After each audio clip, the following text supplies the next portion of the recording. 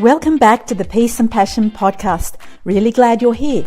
Today I have something a little different for you. I was recently a guest on the Self-Kind podcast and I had so much fun. We talked about so many different things, about so many topics that I thought you might find interesting. So I'm giving you a little peek into the conversation. It goes over 2 episodes. In part 1, we talk about the difference between the relationships we have at work and our intimate relationships. We also cover work burnout, and I offer a possible reason for this. Then we move on to the concept of unlearning what we learned at work and how that can improve intimate relationships. And then something unexpected happens. I tell you my story and the evolution of the Culture of Care logo, which is the brand I use for my couples therapy practice. I'm excited to tell you about this, and I hope you enjoy it as much as I did delivering it. So go ahead and listen to part 1 now. So welcome, Iman, to the Self-Kind podcast with me. I am so looking forward to chatting with you. We've actually had this in the pipeline for a really long time, so it's really lovely to actually be chatting with you today. So welcome. I'm excited to be here. I'm dying to get into it. Yes, so we've got lots we're going to talk about. So Iman, can we start with, I've sort of given people a little bit of an intro before we've dived in about what it is that you do, but can you give us, whatever parts of your story you want to share about what it is that you do, who you help, and then we'll go from there. All right. Well, in terms of who I am and what I do, I'm a certified Gottman couples therapist. I've got over 20 years experience helping people build better connections, better marriages, better relationships, more trust, and particularly skillful communication, really because I just want to enhance the human bonds between people. And conflict always comes into that, so resolving conflict issues in relationships. And I work in 2 ways. I've got a couples therapy practice in Sydney. I also work online, but I also run transformational programs, skill building programs in the Grow Academy. So that's me. How I came into that is after many years in the corporate world, working on mental health and well-being and safety with people and writing up, well-being strategies in the corporate world and looking at interpersonal connections and looking at mental health, and kind of realizing that it really comes down to how we connect with each other. If you've got one person at work who's your ally, who's your friend, who supports you, you will always be so much more happier at work. And from that space, after working with dysfunctional teams and working with people in that way, I've moved into the therapy world, particularly with couples. I've always been doing the therapy, but more so in the couples space because all those skills in the corporate world were transferable skills. And then I studied some more, and I'm trained in 6 different therapy modalities and became certified in the Gottman method, and kind of love what I'm doing working with people at the microcosm, helping them build better relationships. Because I also have a belief that, if we work on improving the relationship one-to-one, that translates into this ripple effect where we can improve family dynamics, team dynamics, corporate dynamics if you want, and kind of ripples out into the world in how we relate to everyone. So it all starts from within with one person and then it moves out. So that's what I do, and that's kind of why I'm doing it. I love that. I didn't know that backstory. That's really fascinating.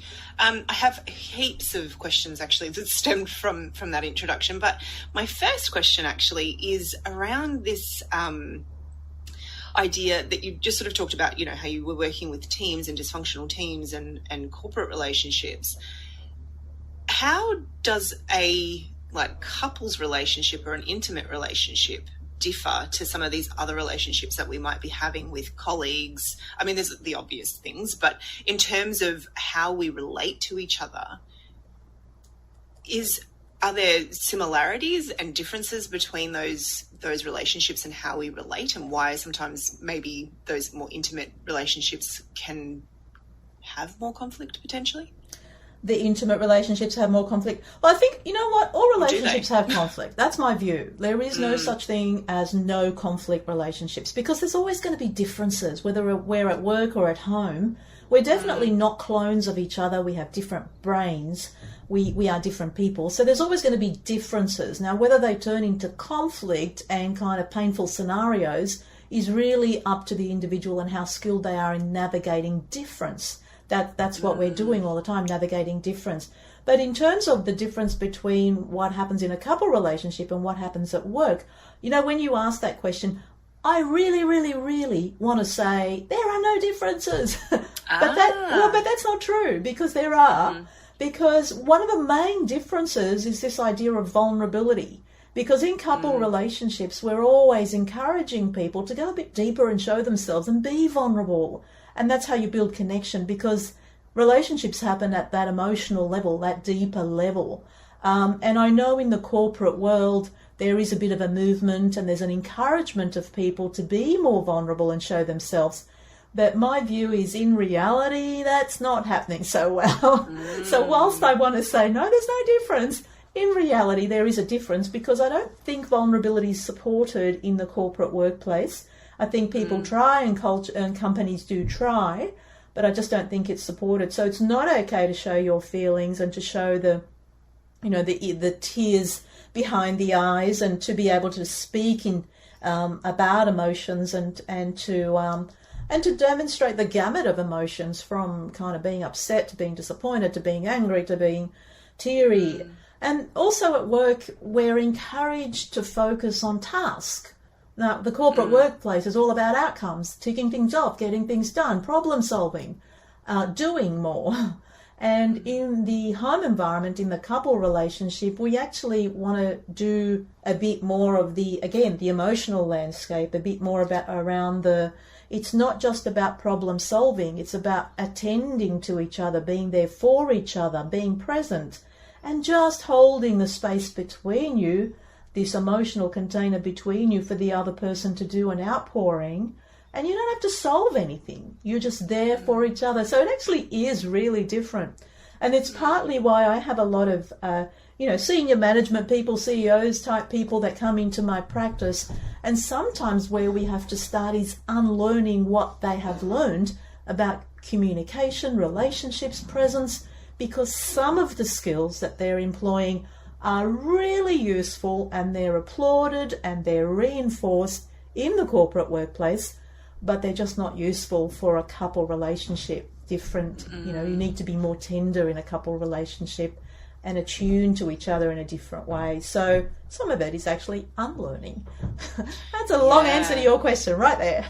No, I love that. And I love that idea of unlearning, because I think that that's something that we are doing in lots of different spaces in our lives, kind of as we navigate kind of being adults and having relationships and doing all of that. There is such a process of unlearning.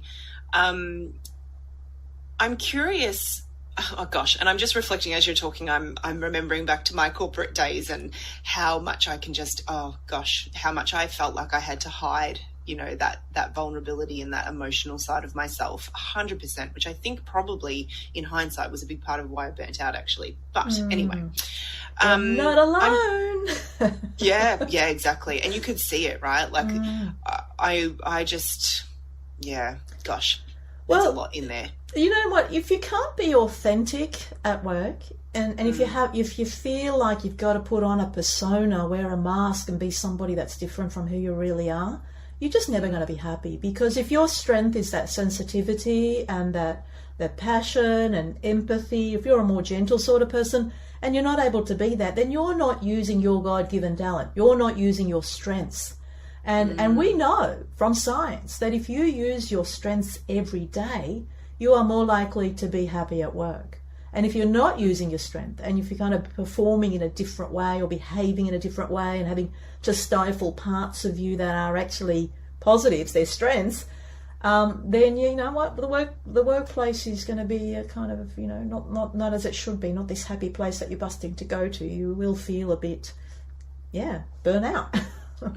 Gosh, that what you just said right there, I'm like, wow, nobody's ever put it like that before. But that, well, to me anyway, that just so nicely sums up exactly what I experienced. I really appreciate that. That's, I think, I'm going to go back and listen to that again, because I think that's a really important thing to really grasp, this idea of sort of not hiding ourselves, not, letting the fullness of our humanity kind of be at the table. Absolutely. And this is just, I just want you to know too, that it's not just my philosophy. There's a whole coaching modality that's based on this strengths-based coaching is all about this. And so there is recognition, and there is oodles of science around the fact that we need to be using our strengths. We are not the same.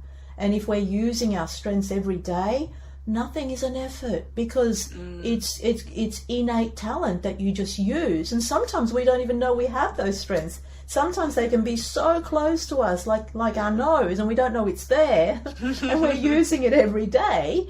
But it's what differentiates us. We are all different, with different talents, different strengths, and we need to find our strengths and be able to go with them and align with them and use them, rather than trying to fit into some other agenda or some other practice or some other way of being that's been dictated by whatever it is, corporate culture or team dynamics, or some way that you think you should be in the workforce.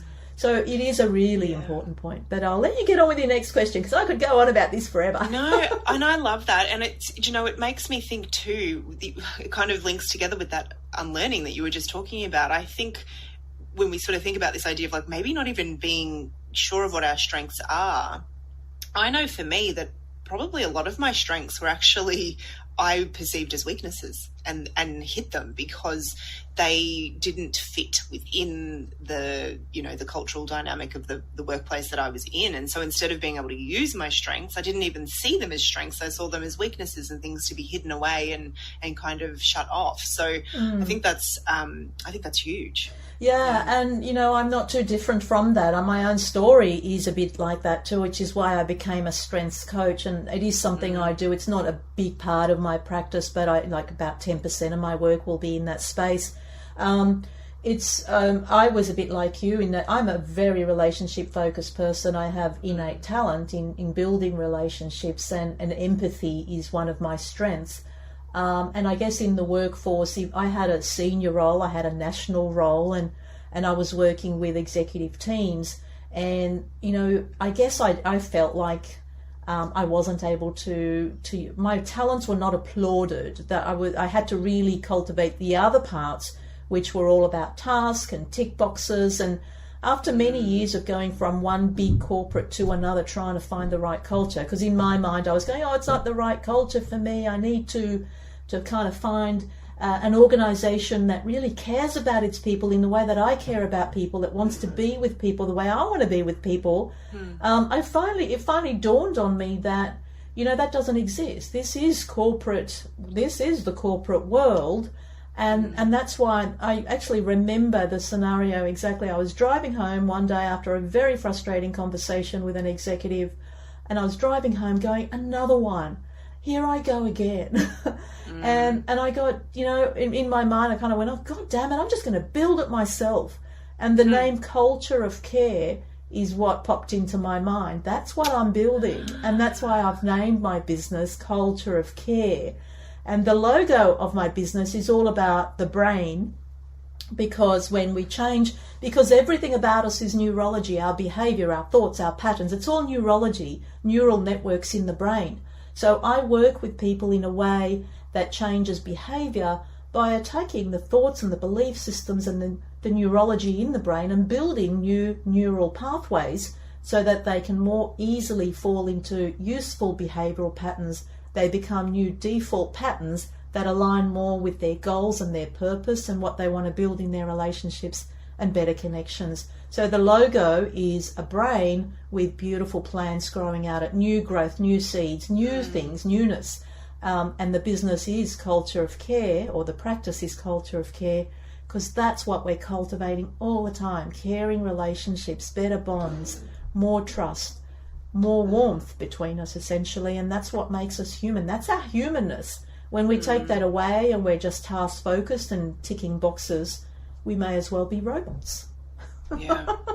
And it's interesting, you know, I'm thinking I want to dive more into this sort of couples and more intimate relationship conversation. But one of the things that strikes me when you say that is how easy it is, I suppose, for couples and for families as well to fall into a task-based way of living as well.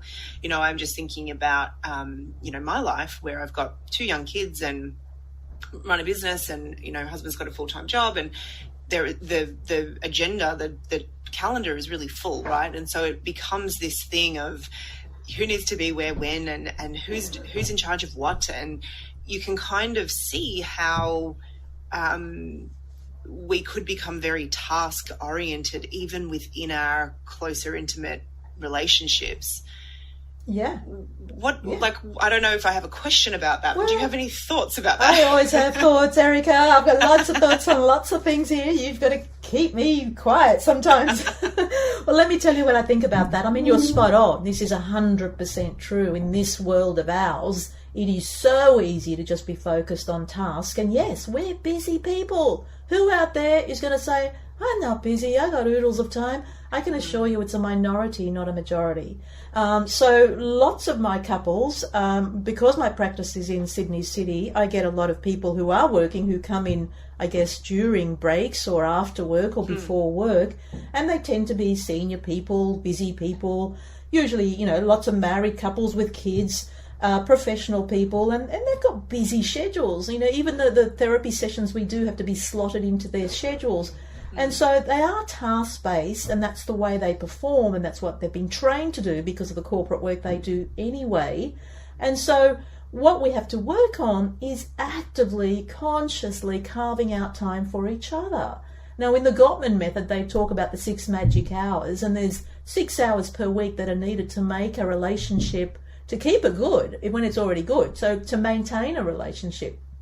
Now, you're probably listening to that and going, oh my God, 6 hours, I don't have 6 hours in my week. Where am I going to get that from? It's actually just little things like, you know, they talk about partings and departures. So before you leave home, you ask a question, you know, about your partner's day. And it doesn't have to be a long answer. They give it a minute or two, like, what do you got on today? Or I'm going to the dentist today. Or I've got a meeting with Joe Bloggs today.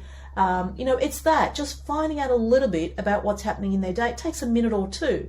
At the end of the day, when you give your partner a peck on the cheek, they talk about the 6-second kiss. So marinating a little bit, just making it a little bit longer, a little bit more special. So it's not just this rush kiss, yeah, done that, let me get on, I'm hungry now, let's cook dinner. It becomes this conscious moment of connection. And so we've found that there's actually 6 hours in the whole week. If you add up all these little small moments, including a date night, which is kind of 2 hours, including a connection point every day, which is about 20 minutes, you find that there's actually 6 hours of connection that can be built into your week where you are consciously attending to your one special other person. And we do have to be conscious about it, because if you're not consciously attending to the relationship, you'll get caught up in the whirl of the busyness, and you'll become task-based, and your conversations will be about roles and transactional things, who has to do what, when, how. And the depth of meaning and the depth of connection and the way we know each other at that deeper emotional level will be lost. And that's when couples kind of wake up one day and kind of go, well, yeah, I've been living with you for 5, 6, 7, 8, 10 years, and who are you? I don't really know you. Lots has changed about you. I know how to live with you. I know how to be in you know, a companion, and I know how to get things done with you, but who are you? Like, I'm lonely. I want that depth in our relationship. And so that's why we've got to have a focus on more time together, on building conscious connections.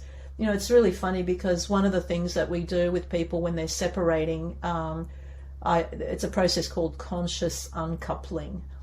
Which is all about, who are you to each other now that you're uncoupling? Like, are you just friends, acquaintances? When you meet on the street, do you say hi? Do you just send text to each other? What do you do now? And yet there's a bit more information out there about this process rather than the actual consciously attending to each other. So consciously making time and attending to each other so you know each other.